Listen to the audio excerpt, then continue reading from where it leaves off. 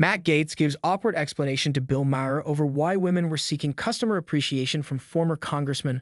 Former Congressman Matt Gaetz found himself in the hot seat as he addressed controversies surrounding his alleged conduct with prostitutes.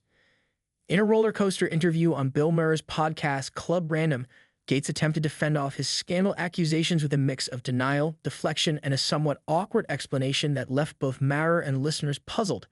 From the hour-long podcast, a segment that drew most attention involved a text message that reportedly referred to Gaetz and his wingman during what was described as a Customer Appreciation Week.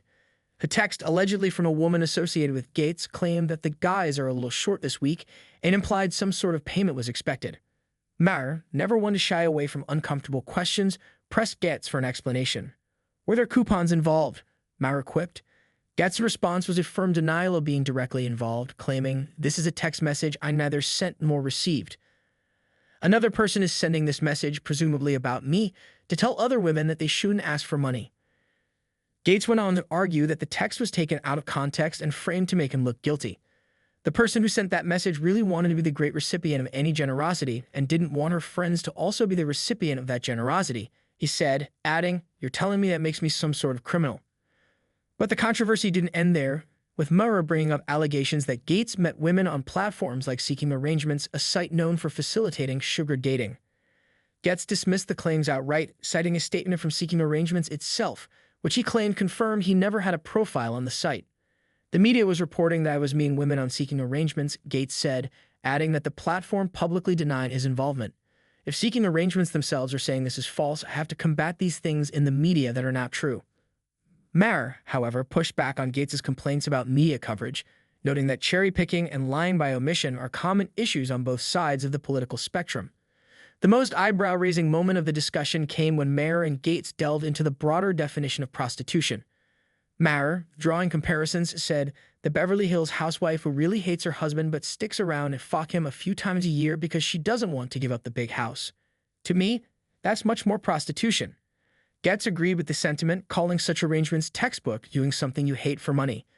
But he bristled at attempts to label his relationships as transactional, pointing out that a Washington Post report referenced two women, aged 25 and 27, who said that they did not view their relationships with him as transactional. Sounded scandalous, me dating a 25-year-old woman and a 27-year-old woman and having a non-transactional relationship, he quipped. Gaetz was once embroiled in a sex trafficking investigation by the Justice Department and had been under scrutiny by the House Ethics Committee over allegations including sexual misconduct. That probe effectively ended in November when he resigned from Congress after Donald Trump picked him for Attorney General, a move that backfired, leading to Gaetz withdrawing his nomination. Gaetz has always vehemently denied any wrongdoing and said in 2023 that the Justice Department's investigation into sex trafficking allegations involving underage girls had ended with no federal charges against him.